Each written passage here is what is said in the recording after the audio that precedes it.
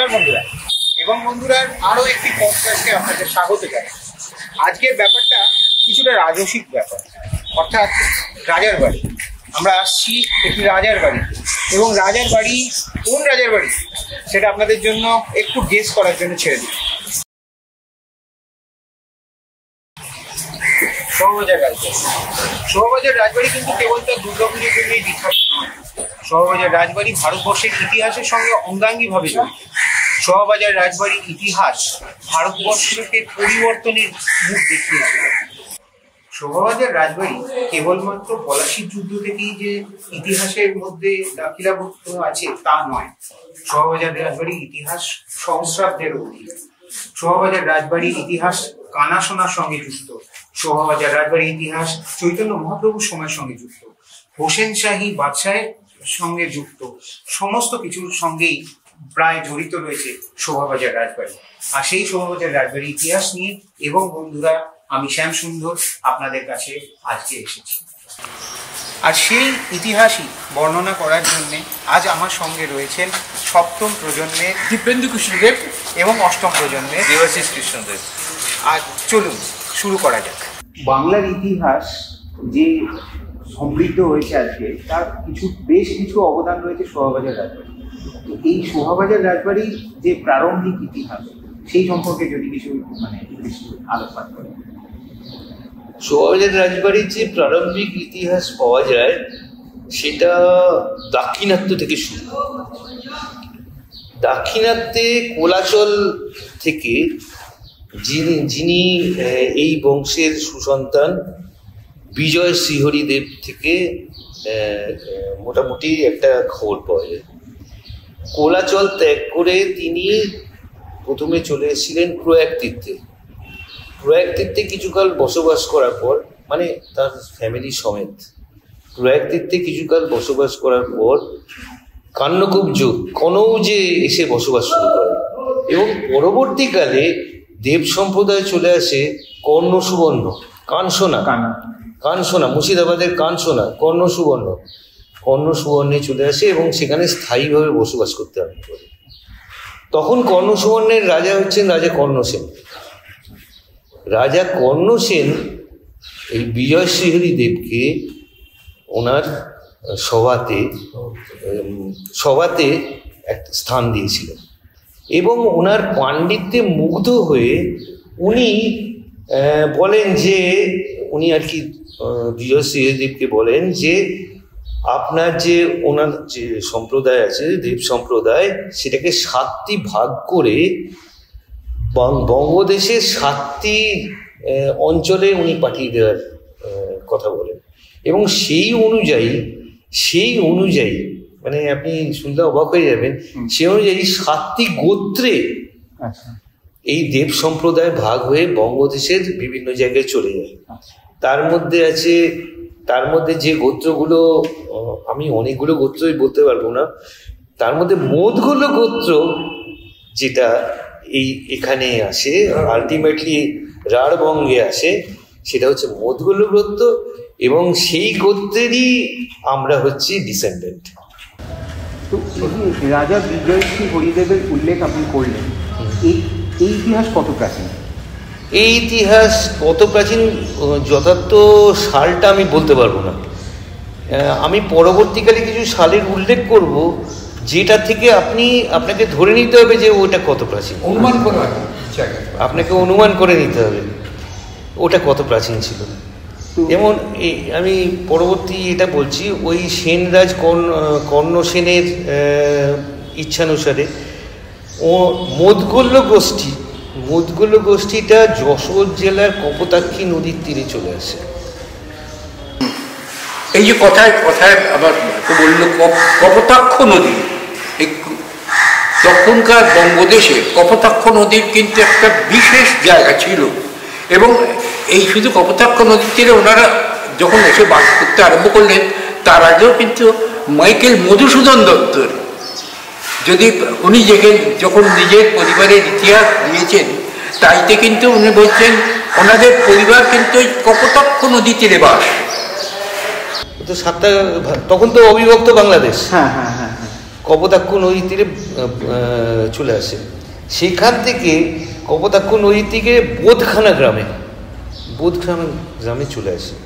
সেখান থেকে চলে আসে, তারপর যেটা পাওয়া যাচ্ছে সেই বিজয় সিংহদেব থেকে অষ্টম পুরুষ পীতাম্বর দেব 1493, আচ্ছা, খ্রিস্টাব্দ 1493, এবং উনি 1523 অব্দি বেঁচেছিলেন। 1493 থেকে 1523 অব্দি বেঁচেছিলেন পীতাম্বর দেব। তখন পীতাম্বর দেব রাজা হুসেন শাহের রাজসভাতে স্থান পেয়েছিলেন। তখন রাজা হুসেন শাহ, কিনা মহাপ্রভুর সময়, চৈতন্য মহাপ্রভুর সময় রাজা হুসেন শাহ। এবার ওই সময় পীতাম্বর দেবের নাম করা যায়। তার মানে চিন্তা করে দেখুন, আপনি যে বলছেন বিজয় সিংহদেবের ইয়েটা কত, অষ্টম পুরুষ, বিজয় সিংহদেব থেকে অষ্টম পুরুষ হতে পীতাম্বর দেব। তার মানে তিনি বিজয় সিংহদেব কিছু না হলেও সামটাইমস ইন 800-900 খ্রিস্টাব্দ, কিছু না হলেও 800-900 খ্রিস্টাব্দের ব্যাপার বিজয় সিংহদেবের ব্যাপারটা। এবার হুসেন শাহ পীতাম্বর দেবকে একদম নিজের রাজসভায় বিশেষ কর্মচারী হয়ে নিযুক্ত করেছিলেন। এবং সেই সময় পীতাম্বর দেবের একটা নাম হয়েছিল, পীতাম্বর দেবের নাম এই জন্য হয়েছিল, পীতাম্বর দেব প্রচণ্ড ধার্মিক ছিলেন। উনি একটি কুলযজ্ঞ করেছিলেন, এবং কুলযজ্ঞ করার জন্যে উনি ওই নদীতে ধান দিয়ে, যাতে সবাই আসতে পারে সেজন্য ধান দিয়ে ভর্তি করে দিয়েছিলেন। নদীর একটা অংশ ধান দিয়ে ভর্তি করে দিয়েছিলেন, সেজন্য অনেকে ওনাকে ধান্য পীতাম্বর বলত। তো এই হচ্ছে মানে পুরনো ছোট ছোট ইতিহাস। তো ওই হুসেন শাহর নাম বলছিলাম, হুসেন শাহ পীতাম্বর দেবকে খাঁ বাহাদুর উপাধি দিয়েছিলেন। খাঁ বাহাদুর উপাধি দেওয়ার পরে পীতাম্বর দেব গোষ্ঠীপতি হয়ে যান। খাঁ বাহাদুর উপাধি পাওয়ার পরে গোষ্ঠীপতি হন। এইবার ওই পীতাম্বর দেবের পরবর্তীকালে নবম পুরুষের নাম পাওয়া যায় নিত্যানন্দ দেব। নিত্যানন্দ দেব পাঠান শাসনকালে সোদপুরে এসে, তখন নাম ছিল সৌদপুর, তো সৌদপুরে এসে বসবাস শুরু করেন। আবার ষষ্ঠদশ পুরুষের নাম পাওয়া যায় বিদ্যাধর দেব। বিদ্যাধর দেব উনি চলে আসেন নিত্রাল নামক গ্রামে। নিত্রাল নামক গ্রামে চলে আসেন। গ্রামটি এখনো এক্সিস্ট করে, যেটা সম্বন্ধে বিশেষ এখানে পাকাপাকি বসবাস শুরু করেন। তারপরে উত্তর পুরুষের নাম পাওয়া যায় দেবীদাস, এবং তখন মজুমদার উপাধি নেন। আচ্ছা, দেবীদাস মজুমদার ষষ্ঠদশ শতাব্দে চলে আসেন মুড়াগাছা গ্রামে। এইখান থেকে শুরু, কিন্তু মুড়াগাছা গ্রামে কেন বলছি শুরু, মুড়াগাছা গ্রামে এখনো আমাদের কিছু সম্পত্তি আছে। সেই জন্যই বলছি, ওই দেবীদাস মজুমদার উনি চলে আসেন মুড়াগাছা গ্রামে এবং ওখানে পাকাপাকি বসবাস শুরু করেন। মুড়াগাছা গ্রামে এখনও আমাদের সম্পত্তি, দেব পরিবারের সম্পত্তি আছে। কীভাবে আছে, কী আছে সেটা পরবর্তীকালে। এই পরিবারের ঊনবিংশতম পুরুষ রুক্মিণীকান্ত দেব ছিলেন শ্রাবণ রায়চৌধুরীর ব্যবহারতা। শ্রাবণ রায়চৌধুরীদের ব্যবহারতা ছিলেন। এবং রুক্মিণীকান্তের মৃত্যুর পর তার জ্যেষ্ঠ পুত্র রামেশ্বর ব্যবহারতা নিযুক্ত হন। ওই শ্রাবণ রায়চৌধুরীদের ব্যবহারতা নিযুক্ত হন। এবং কোনো কারণে ওই বাদশাহরা, তখনও তো বাদশাহ আমল চলছে, বাদশাহরা প্রচুর খাজনা বাড়িয়ে দিয়েছিল, যে কারণে ওই রুক্মিণীকান্তের ছেলে, মানে যার নাম বললাম রামেশ্বরকে ওনারা করেন, বন্দি করে রাখেন। এবং বন্দি করে রাখার পর মানে বুঝতেই পারছেন হঠাৎ ওনারা কী জন্যে জানি না বন্দি করে রাখেন, মানে যেটা পাওয়া যায়। এবার রামেশ্বরের দ্বিতীয় পুত্র রামচরণ মুর্শিদাবাদে গিয়ে রাজস্ব সম্বন্ধে সমস্তটা ক্লিয়ার করেন। ক্লিয়ার করার পর ওই রামেশ্বরকে মুক্ত করেন। এই জন্যে এটার কারণে একটা বৈরিতা সৃষ্টি হয় ওই সাবর্ণ রায়চৌধুরীর সঙ্গে দেব পরিবারে। সে বৈরিতা হয়তো কালে কিছুটা কমে এসছে, কিন্তু ওই সময়ে একটা বিরাট বৈরিতা সৃষ্টি হয় সাবর্ণ রায়চৌধুরী। এবার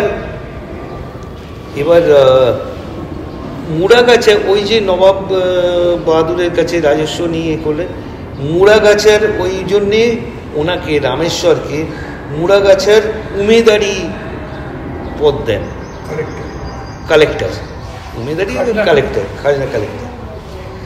1700 থেকে 1735 খ্রিস্টাব্দে রামচরণ মুড়াগাছা ত্যাগ করে গোবিন্দপুর আসে। এটা আস্তে আস্তে কলকাতার দিকে আসছে দেখুন। আচ্ছা, 1730 থেকে 1705 খ্রিস্টাব্দের মধ্যে আচ্ছা, উনি রামচরণ মুড়াগাছা ত্যাগ করে গোবিন্দপুর এসে সপরিবারে বসবাস করতে শুরু করেন। গোবিন্দপুর গ্রামটা গঙ্গার পাড়ে হওয়ায় পরিবারের পছন্দ হয় এবং সেই জায়গায় বসবাস করতে হয়। কোন জায়গায় বসবাস করতেন? এখন যেখানটা ফোর্ট উইলিয়াম হয়েছে।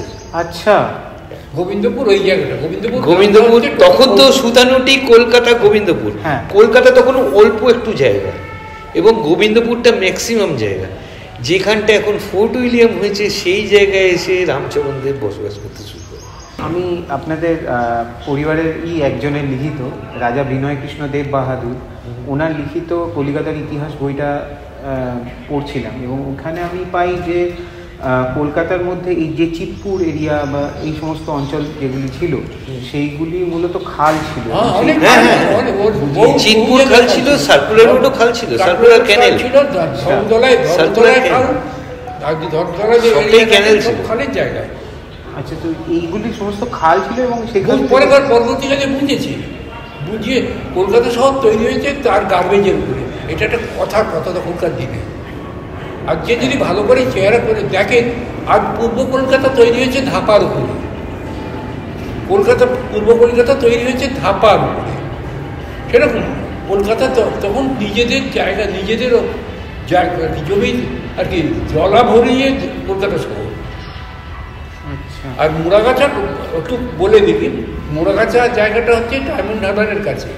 আচ্ছা, ডায়মন্ড মানে কলকাতা জাস্ট অনতিবিলম্বে মুড়াগাছার ওই জায়গা। এবং গোবিন্দপুর থেকেই নবকৃষ্ণদেবের উত্থান।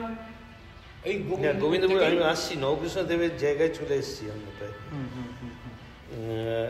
এই যে আমি বললাম যে গোবিন্দপুর গ্রামে এসে রামচরণ দেব বসবাস করতে শুরু করলেন, সেইখানে দস্যুদের হাতে রামচরণের মৃত্যু হয়।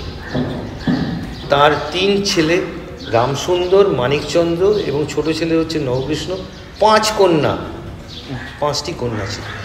নবকৃষ্ণের 5 বোন। এবং নবকৃষ্ণর ওই রামচরণের মৃত্যুর পর রামচরণের স্ত্রী অত্যন্ত বিদুষী মহিলা ছিলেন এবং তিনি এই 8 জনকেই মানে সুন্দরভাবে প্রতিপালন করেছেন এবং 8 জনকেই যথেষ্ট বিদ্বান করেছেন। ওই গোবিন্দপুর ছেড়ে এক সময় গোবিন্দপুর ছেড়ে এক সময় ওনারা চলে আসেন সুতানুটিতে এসে ঘোষ পরিবারের রামকিঙ্কর ঘোষ বলে একজনের বাড়ি কিনে ওখানটা বসবাস শুরু করেন। এই সময় রামচরণের অনেকগুলো ব্যাপার আছে। রামচরণের প্রচুর সম্পত্তি ফাকরে তোজ্জা বলে একটি মুসলিম লোকের কাছে রাখা ছিল, কিন্তু রামচরণের মৃত্যুর কিছুদিনের মধ্যেই ফাকরে তোজ্জার মৃত্যু হয়। যার ফলে ওই সম্পত্তি মানে পাওয়া প্রায় দুষ্কর হয়ে ওঠে। তখন খুব খারাপ অবস্থার মধ্যে দিয়ে এই নবকৃষ্ণের ফ্যামিলিকে যেতে হয়। এবং এই যে কেন নবকৃষ্ণ দেওয়ান হয়েছিল, এতগুলো জায়গা ঘুরেছে, এত উপাধি পেয়েছে, তার পূর্বপুরুষরা কেন দেওয়ান হয়েছিল, তার প্রধান কারণ হচ্ছে আর্থিক অবস্থা প্রচণ্ড খারাপ হয়ে যায়।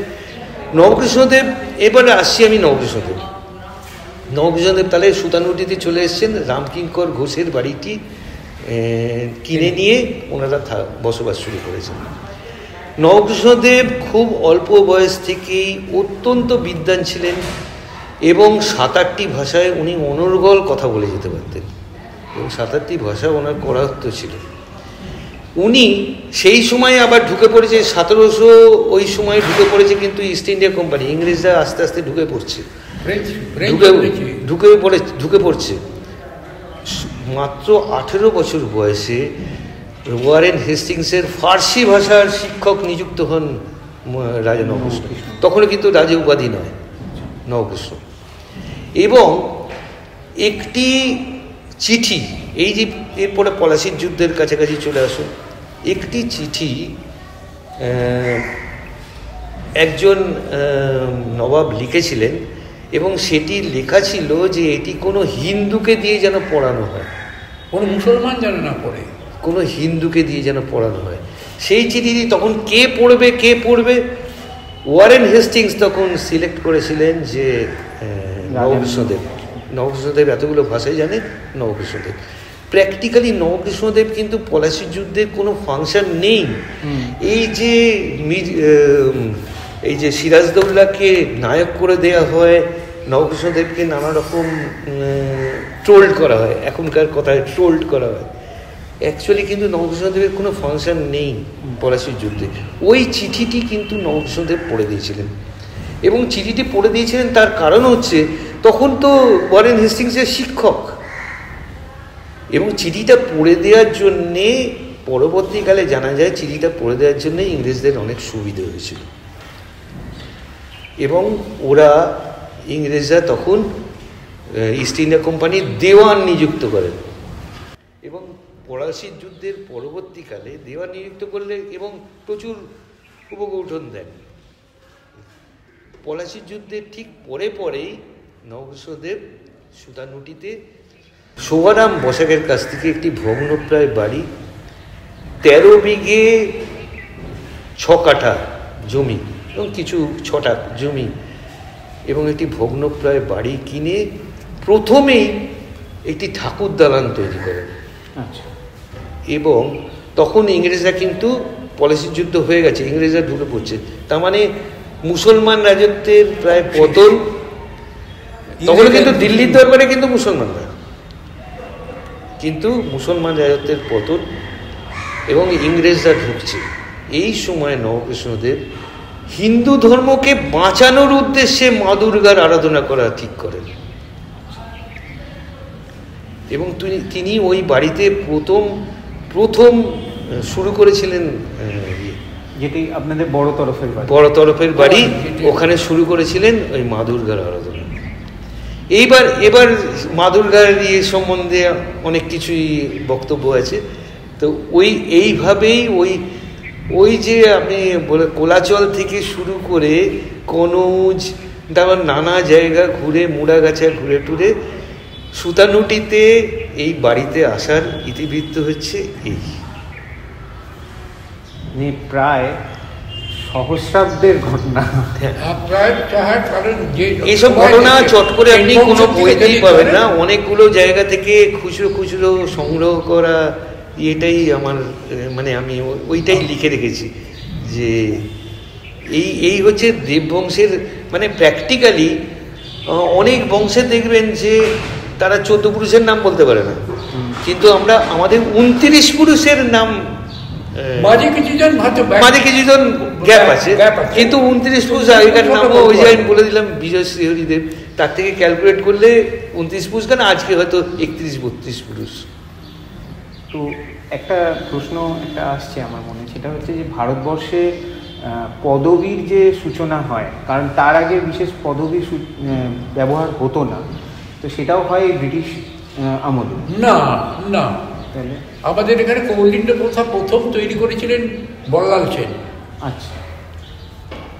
আজকে ব্রাহ্মণদের কৌলিন্য প্রথা, যে চক্রবর্তী ব্রাহ্মণ কুলমান আর কি সবচেয়ে পরে, এবং ওনার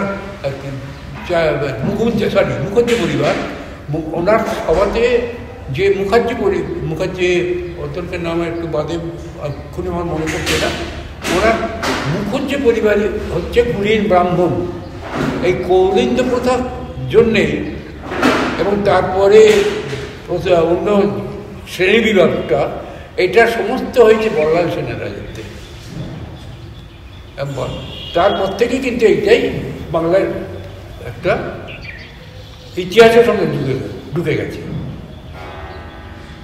না, এই যে আমি দেখতে পাই যে ধরুন আপনাদের বড় তরফের যে বাড়ি, সেখানে নারায়ণ দেব পদবীটি ব্যবহার হয়, আপনাদের ব্যবহার হয় কৃষ্ণদেব। এই আর এখানে আমি একটা কথা বলিনি, কলিকাতায় 5টি দেব আছে। আচ্ছা, এই 5টি দেবের পরিবারকে ডিস্ট্রিবিউট করার জন্যে আমরা হচ্ছে কৃষ্ণদেব, আমাদের ওবাড়ি হচ্ছে নারায়ণ দেব, বিডনি স্ট্রিটের ছাত্রমূলাটা হচ্ছে নাগদেব, ফন্টানা কালীবাড়ির ওখানে যেটা তারা হচ্ছে শুধু দেব, এটি দেব যাদের ডিকশনারি। আচ্ছা আচ্ছা, হ্যাঁ, আর আরেকটা হচ্ছে মোহন দেব। এই 5টি পরিবার, এই 5টি পরিবারকে ডিস্ট্রিবিউট, মানে যেই বলবো অমুক মোহন দেব, ও তাহলে এন্টালি। যেই বলবো কৃষ্ণদেব, তখন ও শোভাবাজার, নারায়ণ দেব শোভাবাজার, ও যেই বলবো অনাথ দাসকে কোনো নাথদেব বিদৃষ্টি। এই হচ্ছে 5টি দেব পরিবার। যেটুকু আপনাদের ইতিহাস সম্পর্কে আমি জানতে পারি, এমনকি আমি রাজা বিনয় কৃষ্ণ দেব বাহাদুরের লেখা কলিকাতার ইতিহাস বইটাও পড়েছি। আপনারা মূলত বৈষ্ণবীয় ধারায় রয়েছেন এবং আপনাদের পদবীতেও তার প্রমাণ পাওয়া যায়। তো আমাদের দেশে যেটি প্রাচীন একটি বিভেদ রয়েছিল যে বৈষ্ণব, শাক্ত, শৈব, এই যে 3টি ধারা রয়েছে, এই 3টি ধারার ধর্মীয় রীতিনীতি এবং ইত্যাদিতে প্রচুর বিভেদ রয়েছে। তো এই যে আপনারা বৈষ্ণবীয় ধারা, অথচ আপনারা মা দুর্গার আরাধনা আপনারা শুরু করলেন, যদি আপনারা বলেছেন যে সেই সময়ে ব্রিটিশ শাসন সদ্য এসেছে, ইস্ট ইন্ডিয়া কোম্পানি রয়েছে, এবং সেই সময় হিন্দু ধর্মের একটি উত্থান বা রক্ষার জন্য আপনারা এই দুর্গাপূজা শুরু করেছিলেন। এই কিন্তু আপনাদের পক্ষে এটা কতটা সহজ ছিল বা কতটা জটিল ছিল? কারণ দুটি ধর্মীয় রীতিনীতি তো আলাদা। হ্যাঁ, ধর্মীয় রীতিনীতি আলাদা থাকলেও নগেন্দ্রদেব পরম বৈষ্ণব ছিলেন। উনার যদি ছবিটা দেখেন, উনি দেখবেন যে ওইরকম বৈষ্ণবদের মতো মাথায় শিখা ধারণ করেছেন, এবং উনি রেগুলার রোজ উনি গঙ্গা স্নান করতেন। এবং ওনার আরাধ্য দেব, ও বাড়িতে গোবিন্দজি, এ বাড়িতে গোপীনাথজিও, সবটাই রাধাকৃষ্ণের উপর পরম বৈষ্ণব ছিলেন। কিন্তু ওই সময়টার কথা চিন্তা করুন, জুলাই মাসে, ধরুন জুলাই মাস নাগাদ পলাশির যুদ্ধ শেষ হয়েছে, তারপরে হিন্দু ধর্মের আর কোনো বড় উৎসব নেই দুর্গাপুজো ছাড়া। এবং দুর্গাপুজোটা এত বড় উৎসব যে উৎসবটাতে অনেক বেশি করে হিন্দু ধর্মকে অনেক বেশি করে হিন্দু ধর্মকে ছড়িয়ে দেওয়া যায়। সেই জন্যে নবকৃষ্ণদেব বেছে নিয়েছিলেন দুর্গাপুজো করা। এবং শুধু তাই নয়, উনি ওই দুর্গাপুজোটা করেছিলেন প্রায় 1 মাস ধরে উৎসব করে। এবং দুর্গোৎসব, ওটা শুধু পুজো ছিল না, এর আগে দুর্গাপুজো 800-900 খ্রিস্টাব্দেও আপনি পাবেন দুর্গাপুজো বিভিন্ন জায়গাতে অনুষ্ঠিত হচ্ছে। কিন্তু এখানে নবকৃষ্ণদেব দুর্গাপুজোটা সবটাই ছিল বাড়ির মধ্যে কনফাইন্ড। কারণ এটা যেমন সরস্বতী পুজো হয়, পারিবারিক একটা পুজো। নবকৃষ্ণদেব তার সমস্ত বাড়ির দরজা খুলে দিয়েছিলেন, প্রাসাদের দরজা খুলে দিয়েছিলেন আপামর জনসাধারণের জন্য। সারা সুতানুটিকে উনি নিমন্ত্রণ করেছিলেন। 1 মাস ধরে ওনার এই দুর্গাপুজো উৎসব চলেছিল। তার মধ্যে মেলা, নাচ, গান, খাওয়া দাওয়া, সমস্ত কিছু 1 মাস ধরে এই উৎসব করার জন্যেই, একটা বড় করে উৎসব করার জন্যেই দুর্গাপুজো শুরু করেছিলেন। দুর্গাপূজা তো অবশ্যই বিখ্যাত, কিন্তু আপনাদের পরিবারে তো আরও অনেক কিছু উৎসবও পালিত হয় আমি শুনেছি, যদি সেইগুলি সম্পর্কে কিছু যদি বলেন। কথিত আছে 12 মাসে 13 পার্বণ, কিন্তু শোভাবাজার রাজবাড়িতে 12 মাসে 36 পার্বণ। বৈশাখ মাস থেকেই শুরু হয়ে যায় আমাদের নানা রকম পার্বণ। বৈশাখ মাসে ঠাকুরের বৈশাখী ঝাড়া। বৈশাখী ঝাড়াতে নারায়ণকে দুপুরবেলা যখন ঠাকুর শয়ন হয়ে যান, নারায়ণকে দুপুরবেলা একটি কলসির তলায় গর্ত করা থাকে, সেখানে বসিয়ে দেওয়া হয় এবং সেখান থেকে টপ টপ করে নারায়ণের মাথার উপর জল পড়ে। শারদীয়াম ছিল লক্ষ্মী জনার্দন নারায়ণ আছেন আমাদের, জল পড়ে। সারা বৈশাখ মাসে এরকম করা হয় এবং বিকেলবেলায় যখন আপনি ওনাকে ওঠানো হয়, ওঠানোর পরে নানা রকম এই সময়কার ফল দিয়ে, বৈশাখ মাসের ফল দিয়ে ওনাকে ভোগ দেওয়া হয় এবং সেই ফলটা বাড়ি বাড়ি পাঠিয়ে দেওয়া হয়, আমাদের যারা যত বাড়িতে আছে পাঠিয়ে দেওয়া হয়। জ্যৈষ্ঠ মাসে শুরু হয় মধু ঝাড়া, তখন ওই জলের জায়গায় মধু, আচ্ছা, মধু ঝাড়া, মধু পড়তে থাকে। এর মধ্যে বৈশাখ মাসে জ্যৈষ্ঠ মাসে কোনো পার্বণ থাকলে সেগুলো যেমন ধরুন মঙ্গলচণ্ডীর পুজো, যেমন ধরুন জ্যৈষ্ঠ মাসে আর যে পুজোগুলো আছে সেই পুজোগুলো যথারীতি হতে থাকে। আষাঢ় মাসে যেমন, আমি বিশেষ পুজোগুলোর কথাই বলছি, আষাঢ় মাসে যেমন রথযাত্রা, রথযাত্রাতে আমাদের নারায়ণকে জগন্নাথ হিসেবে, জগন্নাথ তো নীলমাধব, উনিই তো নারায়ণকে এই ঠাকুর দালানে, ওনার রথ আছে, এই ঠাকুর দালানে রথে করে ঘোরানো হয়, 7 বার ঘোরানো হয়। বাড়ির সমস্ত মহিলারা পুরুষরা ওই রথের দড়িতে হাত দেন এবং রথে করে ঘোরানো হয়। উল্টো রথেতেও তাই। উল্টো রথেতে আবার একটা বিশেষই হয়, উল্টো রথেতে কাঠামো পুজো হয়, মানে মা দুর্গার কাঠামো পুজো। কাঠামো পুজোটা কি? কাঠামো পুজোটা হচ্ছে একটা 5.5 ফুটের বাঁশ, নতুন বাঁশের ওপরের দিকটা, সেইটাকে রেখে এই ঠাকুর বাড়িরই একটি অংশে রেখে সেটাকে একদম মানে দুর্গাপুজোর মতো করে পুজো করা হয় এবং ওই পুজোটার আরতিটা, পুজোর শেষে তো আরতি হয়, 5 রকম দিয়ে আরতি হয়, কর্পূর দিয়ে, শাঁখ দিয়ে, না ফুল দিয়ে, চামড় দিয়ে। তো ওই যতক্ষণ আরতি হয় ততক্ষণ পর্যন্ত রথ চলে। আচ্ছা, উল্টো রথতে ততক্ষণ পর্যন্ত রথ চলে। তারপর ওই মাছটিকে নতুন কাপড়ে মুড়ে গোপীনাথজির ঘরেতে রেখে দেওয়া হয় এবং আমাদের বাড়ির পশ্চিম দিকে একটি অংশ আছে যেটিকে পাঠশালা বলে আমরা ছোটোবেলা থেকে জানি। এটার পাঠশালারও একটা, কেন পাঠশালা বলা হয় তারও একটা আছে, সেটা পরে আমি বলবো। সেইখানেতে আমাদের বাড়ি বংশানুক্রমিক কুমোর আছে। সেই কুমোরের ব্যাপারটাও আবার একটা, প্রত্যেকটা জায়গাতেই শোভাবাজার রাজবাড়ির ইতিহাস আছে। যখন প্রথম নবকৃষ্ণদেব পুজো করেছিলেন পুরনো বাড়িতে, যখন 1757 সালে পুজো শুরু করেন, সেই সময় কৃষ্ণনগর থেকে কিছু মৃৎশিল্পীকে এনেছিলেন এবং গঙ্গার ধারে একটি জায়গায়, তখন তো গঙ্গার ধারটা পুরো সুতানুটি অঞ্চলটাই নবকৃষ্ণদেবের দখলে, গঙ্গার ধারে একটি অঞ্চলে ওনাদের বসবাসের জায়গা করে দিয়েছিলেন।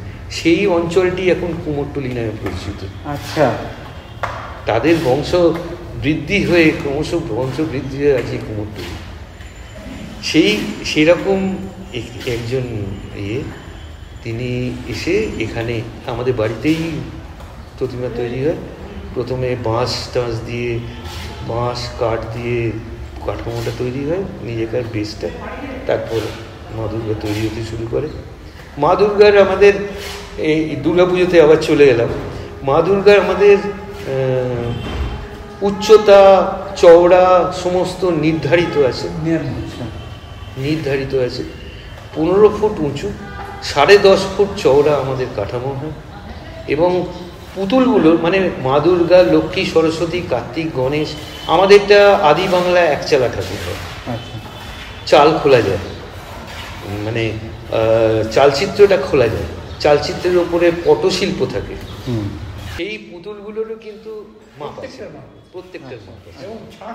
এবং সেই যে গণেশ এবং সিংহ ছাড়া বাকি সব ছাঁচ আমাদের সেই আদিকাল থেকে রাখা আছে। এবং আপনি প্রতিবারই ঠাকুর এসে দেখবেন একই রকম ঠাকুর।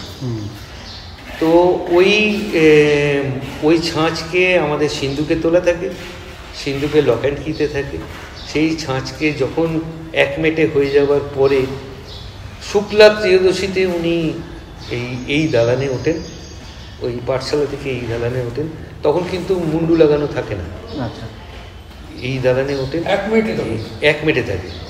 1 মিনিটের পরে ওই ছাঁচ বার করে ছাঁচ তোলে এবং 2 মেটে করা হয়। ওই মুখ লাগানো হয় লক্ষ্মী, সরস্বতী, মা দুর্গা, অসুর, কার্তিক। এই ছাঁচ আমাদের কাছে আছে। সিংহেরটা তো সিংহের মতো করেই তৈরি করা হয়। আমাদের দুটো বাড়ির সিংহের একটু ডিফারেন্স আছে। হ্যাঁ, ও বাড়ির সিংহটা, পুরনো বাড়ির সিংহটা বৈষ্ণব সিংহ, সাদা রং, ঘোড়ার মতো মুখ। এই সিংহের আপনি এই ধরনের সিংহের মুখ আপনি পাবেন সিকিমে। আচ্ছা, সিকিমে দেখবেন কিছু কিছু জায়গাতে এরকম সিংহ, তার বডিটা সিংহের মতো কিন্তু মুখটা ঘোড়ার। এটা এই হচ্ছে বৈষ্ণব সিংহ, চণ্ডীতে এর উল্লেখ আছে। একটু ইন্টারাপ্ট করছি, কিন্তু এটা অ্যাকচুয়ালি অনেক কলকাতার যে কটি প্রাচীন দুর্গাপুজো হয়, প্রায় অনেকগুলি প্রাচীন বাড়িতেই এইরকমভাবেই সিংহের মুখ হয়, কিন্তু যেহেতু তারা মূলত বৈষ্ণবীয় ধারার এবং তারা দুর্গার আরাধনা করছেন, সিংহকে হিংস্র রূপে তারা দেখাতে চান না এবং সেখানে সেই কারণে ঘোড়ার মতন মুখটা তার করা। পরবর্তীকালে নবকৃষ্ণদেবের, তাহলে আবার নবকৃষ্ণদেবের কাছে ব্যাক করি। নবকৃষ্ণদেব 1757 সালে তো ও বাড়িতে দুর্গাপুজো শুরু করলেন। শুরু করার জন্যে উনি তখনকার দিনের দুজন সুপণ্ডিত, জগন্নাথ মহামহোপাধ্যায় এবং স্মৃতি তর্ক পঞ্চানন, তাদের দিয়ে উনি দুর্গাপুজোর বিধি রচনা করলেন এবং ষোড়শ উপচারে উনি দুর্গাপুজো শুরু করলেন। এবং ষোড়শ উপচারের মধ্যে একটি উপচার হচ্ছে পাঁঠাবলি। এবং আপনার এটা যুক্তিপূর্ণ আসবে, বৈষ্ণব হয়ে কি করে পাঁঠাবলি দিত। এই সময়, এই যে দুর্গাপুজোর সময় ঠাকুর আমাদের এই যে গোপীনাথজি উপরের একটি ঘরে উঠে যায়, আচ্ছা, পূর্ব দিকের একটি ঘরে উঠে যায় এবং এই দালানে তখন এবং নারায়ণকে রেখে তো, সাক্ষী রেখে তো দুর্গাপুজো হয়। ওই বলির সময় থেকে নারায়ণকে তুলে নিয়ে যাওয়া হয়। নারায়ণ তখন থাকেন না, যেহেতু ষোড়শ উপচারের একটা উপচার হচ্ছে বলি, সেহেতু ওই বলি দেওয়া হতো। এখন আর হয় না, এখন দুবাড়িতেই বলি প্রথা বন্ধ হয়ে গেছে, বলি দেওয়া হয়। আর দুবাড়ির ঠাকুরই প্রায় একই রকম, একটু তফাৎ আছে, মুখটুকের একটু তফাৎ আছে। আর এই ঠাকুরের ওই সিংহের তফাৎ আছে, ওটা হচ্ছে বৈষ্ণব সিংহ, এটা অরিজিনাল সিংহ।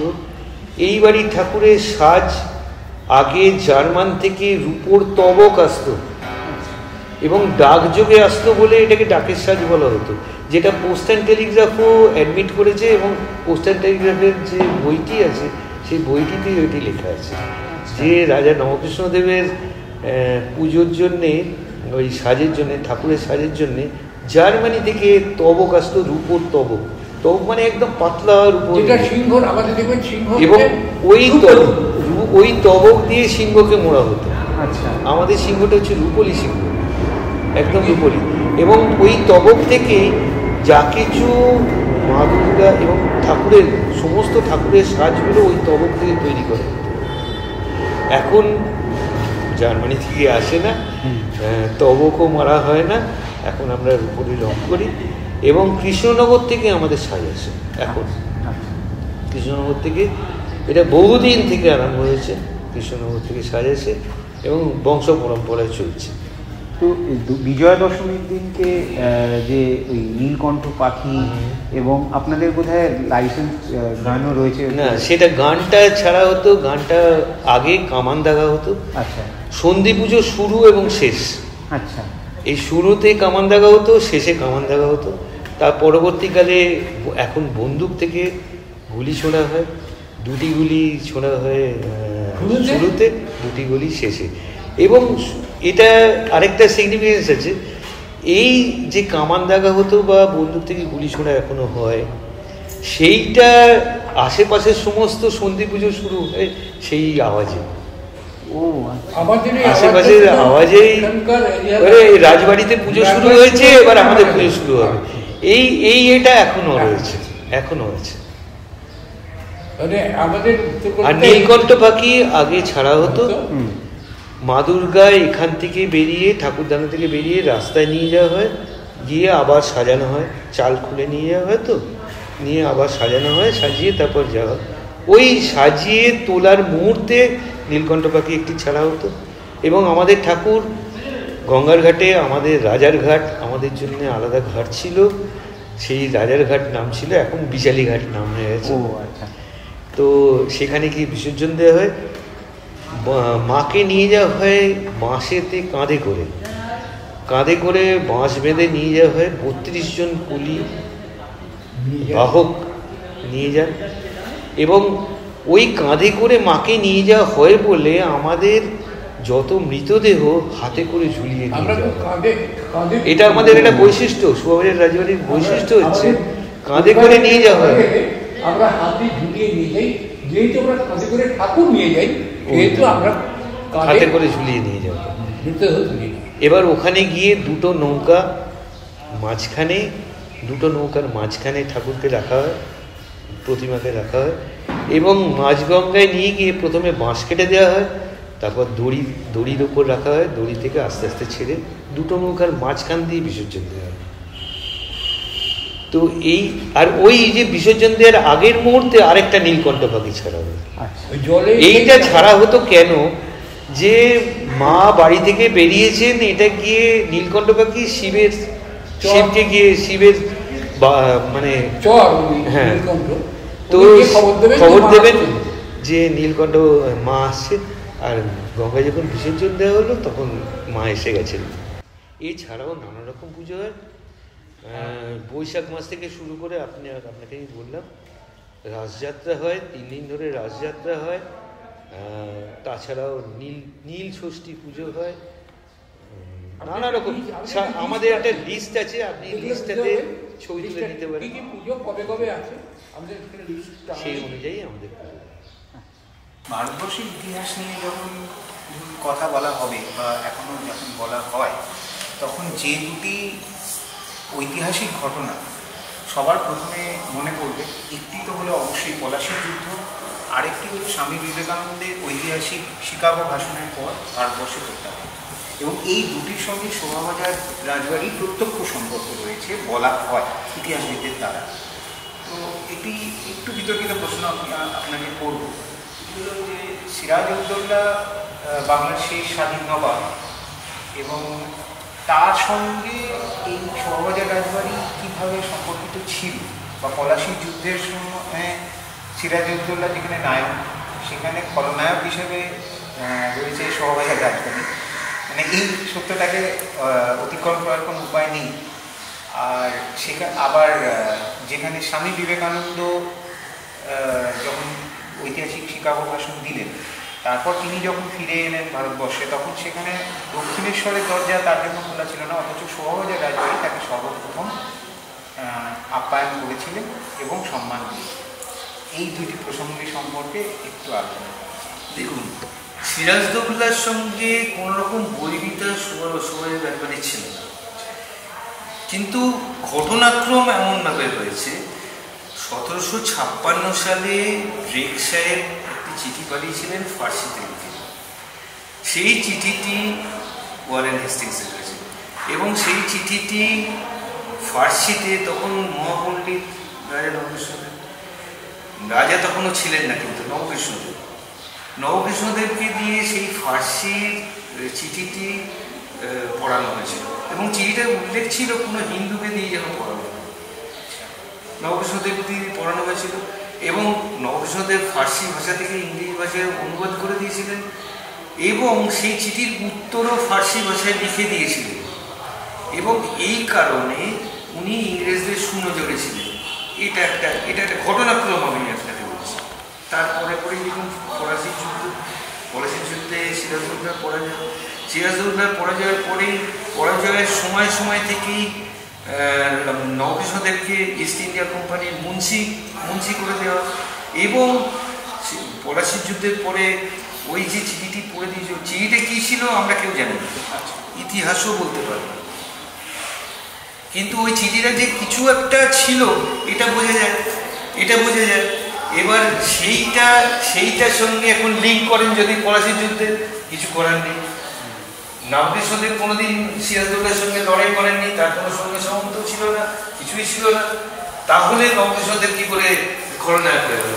তারপরে পরেই সিরাজদৌল্লা মানে পতনের পরে ইস্ট ইন্ডিয়া কোম্পানি নবকৃষ্ণদেবকে প্রচুর উপকরণ দিয়েছেন। নবকৃষ্ণদেব বাড়ি কিনেছেন, নবকৃষ্ণদেব দুর্গাপুজো করেছেন, নবকৃষ্ণদেব ক্লাইভকে নিমন্ত্রণ করেছেন, ওয়ারেন হেস্টিংসকে নিমন্ত্রণ করেছেন। এই ঘটনাক্রমগুলো যদি আপনি দেখেন, এখানেই খলনায়ক তৈরি হয়ে যাচ্ছে। আদারওয়াইজ কিন্তু নবকৃষ্ণদেবের সঙ্গে পলাশির যুদ্ধ বা সিরাজদৌল্লার কোনো সম্পর্ক নেই। স্বামী বিবেকানন্দের বিষয়টি নিয়ে যদি কিছু বলেন, সেই দিনটির কথা, সেই সময়ের কথা আপনি চিন্তা করে দেখুন। 1897 সাল, গোঁড়া ব্রাহ্মণ্যবাদ এবং বিলেত, তখন তো বিলেত যাওয়া মানে হচ্ছে একবারে কালাপানি পার এবং অচ্ছুত, মানে বাড়িতে ঢুকতে দিত না অনেক, ওরা আর কিছু ইয়ে নেই, ওদের কোনো ধর্মের কোনো বালাই নেই। সেই অবস্থাতে দক্ষিণেশ্বরে ঢুকতে না দেওয়াটা স্বাভাবিক ব্রাহ্মণ্যবাদের ইয়েতে। কিন্তু এইখানেই বলার কথা যে রাজবাড়ি, শোভাবাজার রাজবাড়ি এতটাই উদার মনোভাবাপন্ন ছিল যে শোভাবাজার রাজবাড়ি কিন্তু এক মুহূর্ত দেরি করেনি স্বামী বিবেকানন্দকে সম্বর্ধনা দিতে, এবং স্বামী বিবেকানন্দ প্রথম কলকাতার সম্বর্ধনাটাই শোভাবাজার রাজবাড়ি টেনে নিয়েছিল, যে আমরা স্বামী বিবেকানন্দকে সম্বর্ধনা কেন দিয়েছিল। তারও আরও একটা কারণ হচ্ছে ওই যে বিশ্ব ধর্ম মহাসভায় ভারতীয় হিন্দু ধর্মকে তুলে ধরার জন্য, এইটাই কিন্তু মূল কারণ ছিল। সেখানে রাজবাড়ির সবাই এগিয়ে এসেছিল যে স্বামী বিবেকানন্দ সারা বিশ্বের কাছে আমাদের কোথায় নিয়ে গেছেন ভারতকে, তাকে আমরা সম্বর্ধনা না দিয়ে কী করে পাবো, সেই জন্যই উনি নিয়েছেন।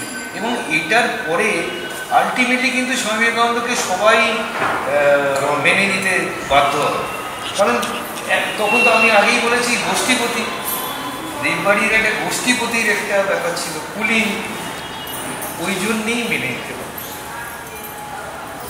আপনাদের যেহেতু বৈষ্ণবীয় ধারা এবং আপনাদের প্রতি মানে এই বাড়ির নাম হচ্ছে গোপীনাথ জিওয়ের বাড়ি, তো এই গোপীনাথকে আপনারা কিভাবে পেয়েছিলেন সেই সম্পর্কে, সেই গল্পটি আমি শুনেছিলাম যদিও, তবুও একটু যদি আমাদের দর্শক বন্ধুদের জন্য। রাজা নবকৃষ্ণদেবের আরাধ্য দেবতা শ্রীকৃষ্ণ গোবিন্দজি, আচ্ছা, ও বাড়িতে রয়েছেন গোবিন্দজি, উনি আরাধ্য দেবতা। এবার নবকৃষ্ণদেবের মাতৃশ্রাদ্ধের সময় উনি দেবসভার আয়োজন করেন।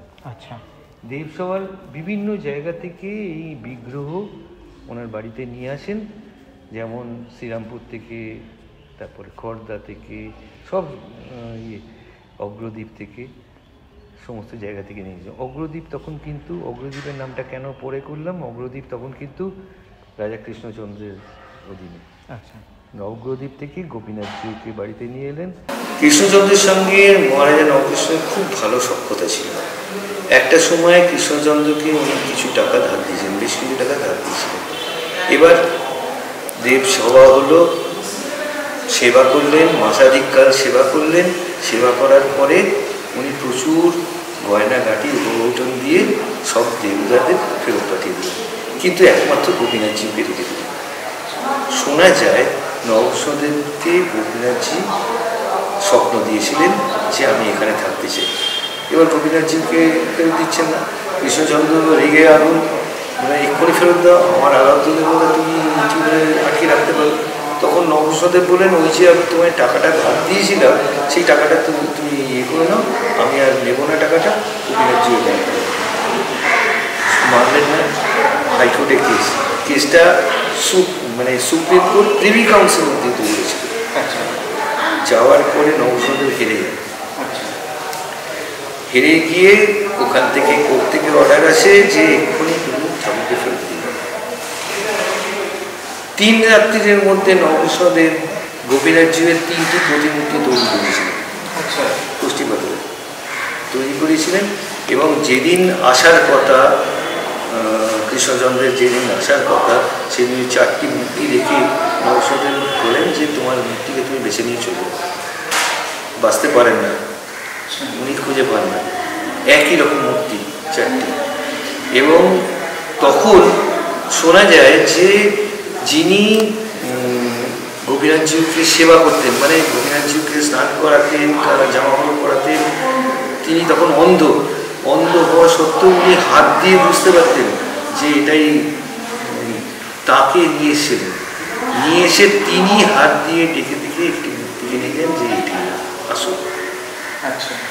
কিন্তু নবসহদেব অত্যন্ত মানে কুবুদ্ধি সম্পর্ক, তিনি এমন কিছু একটা দাগ দিয়ে রেখেছিলেন যে দাগটা ওরা মূর্তি নিয়ে যাওয়ার পরেও নবসহদেব বলেছিলেন যে না, গোপীনাথজি আমার কাছে গেছে। এবং সেই গোপীনাথজি আজকে, সেই আদিকাল থেকে আজকে পূজিত হয়ে আসছেন। আমাদের জন্ম থেকে আরম্ভ করে মৃত্যু পর্যন্ত প্রতিটা ক্ষণে আমরা গোপীনাথজিকে আমাদের নিজেদের বন্ধু হিসেবে পাই। মানে জন্মালেও আমরা পুজো দিই, অন্নপ্রাশনে গোপীনাথজির কাছে, বিয়ে গোপীনাথজির কাছে, এমনকি শ্রাদ্ধ গোপীনাথজির কাছে। আমরা, আপনি হয়তো একটু বেশি বাড়াবাড়ি মনে হবে, আমরা প্রত্যেকের জন্মদিনেও গোপীনাথজিকে আমরা পুজো দিই।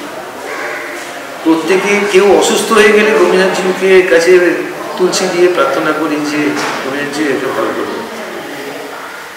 আমি যখন চাকরি করতাম, আমি কোনো স্পেশাল ইনক্রিমেন্ট পেলে, প্রমোশন পেলেও গোপীনাথজিকে আমি দিয়েছি। এটা সবাই দিয়েছি আমরা।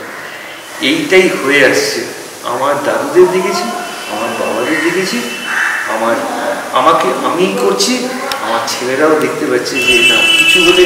এখন আমার মেয়ে বিয়ে হয়ে গেছে, আমার নাতনি হয়ে গেছে, কিন্তু নাতনির জন্মদিনে মেয়ে চলে আসছে গোপীনাথজিকে প্রণাম করতে, মালা দিতে। কোনো নাতনি পরীক্ষা পাস করলে গোপীনাথজিকে পুজো দিতে। বংশ পরম্পরায় এটা ভবিষ্যৎ প্রজন্ম ঠিক তৈরি হয়ে যাবে। এই যে ভাবধারা একটা চলে, সেটাতেই ভবিষ্যৎ প্রজন্ম তৈরি হবে। নতুন করে যদি শেখাতে হয়, আমরাও শিখেছি আমাদের দাদু বাবার কাছ থেকে, আমাদের কাছ থেকে শিখবে আমাদের। আজকে আমরা আপনাদের ইতিহাস সম্পর্কে তো দীর্ঘ আলোচনা করলাম, কিন্তু বর্তমান শোভাবাজার রাজবাড়ি কীরকমভাবে দাঁড়িয়ে আছে? আপনাদের এই যে প্রাসাদ বলুন বা দেব মন্দির বলুন, এগুলিকে মেনটেন করতে গিয়ে আপনাদের কি কি চ্যালেঞ্জেস ফেস করতে হচ্ছে? তাছাড়া আরেকটা জিনিস জানতে চাইবো যে ভবিষ্যৎ প্রজন্ম তারা কি ভাবছে? এখানে আমি একটু কথা বলিনি। প্রথম কথা যে আমাদের যে প্রাসাদ বলুন, দেব মন্দির বলুন, এগুলোকে মেনটেন করার এখনকার অবস্থায় একেবারে সম্ভব নয় বলবো। তার কারণ আমাদের বাড়িটা যখন তৈরি হয়েছিল, যে জিনিসপত্র দিয়ে তৈরি হয়েছিল, যে মিস্ত্রিরা তৈরি করেছিল, সেই জিনিসপত্র এবং সেই মিস্ত্রিরা পাওয়া যায় না। চুন সুরকি জীবন শেষ হয়ে গেছে, এবং চুন সুরকি মাসকলাইয়ের জল কীভাবে মেশালে, কোন পরিমাণে মেশাতে হবে, এখনকার সিমেন্ট বালি যারা দিয়ে কাজ করেন তারা জানেন না। সেই হেতু আমাদের যে বাড়িগুলো রয়েছে, এই বাড়ি থেকে বেরিয়ে সেন্ট্রাল পর্যন্ত পর আমাদের যে একটা বাড়ি ছিল, সেই বাড়িগুলোর 7 ভাই ছেলের মধ্যে টুকরো টুকরো হয়ে গেছে, এবং যার অংশ তারা যতদিন পেরেছে সেটাকে মেনটেন করেছে। কিন্তু তারপরে আর সেটা মেনটেন করা সম্ভব হয়ে ওঠেনি। সেই জন্যে বাড়িগুলোকে ভেঙে আবার নতুন বাড়ি তৈরি করতে হয়েছে। এই হচ্ছে আমাদের প্রাসাদ সম্বন্ধে। দ্বিতীয় জিনিস হচ্ছে আমাদের এটা যে বাড়ির রীতি অনুযায়ী আমাদের পরবর্তী প্রজন্মের হাতে, যখনই যারা গেছেন তাদের পরবর্তী প্রজন্মের হাতে দায়িত্ব দিয়ে গেছেন। বা দায়িত্ব তারা নিয়েছে। বল, আমি সপ্তম পুরুষ, রাজকৃষ্ণ থেকে দেখতে গেলে, রাজকৃষ্ণ থেকে দেখতে গেলে আমি সপ্তম পুরুষ। আমার পাশে বসেছে আমার ভাইপো, সে অষ্টম পুরুষ। এখন এদের আমরা পাচ্ছি না, এখন এদের দায়িত্বেই পুজো চলে, এরাই সব কিছু করে, আমরা পেছনে দাঁড়িয়ে সাহায্য মাত্র করি। সেই ব্যাপারে সবচেয়ে ভালো খবর দিতে পারে ওই দলের, ও হচ্ছে একজন টিম লিডার। আচ্ছা, অতএব ওর কাছ থেকে শুনলে সবচেয়ে ভালো শোনাবে। আমি তো আগেই বললাম যে আমাদের শিখিয়ে দিতে হয় না। আমি দাদুর থেকে, বাবার থেকে যেরকম শিখেছি, আমাদের পরবর্তী প্রজন্ম সেইভাবে আস্তে আস্তে ঠিক শিখে যায়, শিখে গিয়ে তারা সেইভাবেই মেনটেন করে। এখন এই বাড়িটা মেনটেন করার একটা খুবই মানে দুরূহ। আর আমরা এটা, গভর্নমেন্ট যদিও এটাকে হেরিটেজ ডিক্লেয়ার করেছে, তাহলেও আমরা গভর্নমেন্ট থেকে কোনো রকম সাহায্য পাই না। আমরা নিজেরা নিজেদের থেকে ক্ষমতা অনুযায়ী আমরা এই বাড়িটাকে মেনটেন করে থাকি। এবং আপনি দেখলেন যে সমস্ত জায়গাগুলো এর আগে যে সমস্ত জায়গাতে আমরা করেছি, কথা বলেছি, সে সমস্ত জায়গাগুলো মেনটেন হয়েছে সব আমাদের নিজেদের। এবং এই চেষ্টা, এইটাই বোঝা যায় যে এই যে মেনটেন করার জন্যে, যখনই আমি বলি যে এটা মেনটেন করতে হবে, এটা সবাই কিন্তু এগিয়ে আসে। সেটা সহযোগিতাও সবসময় পাই। সপ্তম প্রজন্ম, অষ্টম প্রজন্ম নয়, এখন নবম দশম প্রজন্মও হয়ে গেছে, তারাও এগিয়ে আসে যে হ্যাঁ, এই বাড়িটাকে আমাদের মেনটেন করতে হবে, আমাদের রাখতে হবে। একটা সময় নবকৃষ্ণদেব এই বাড়িটা তৈরি করেছিলেন, 7 মহলা বাড়ি তৈরি করেছিলেন।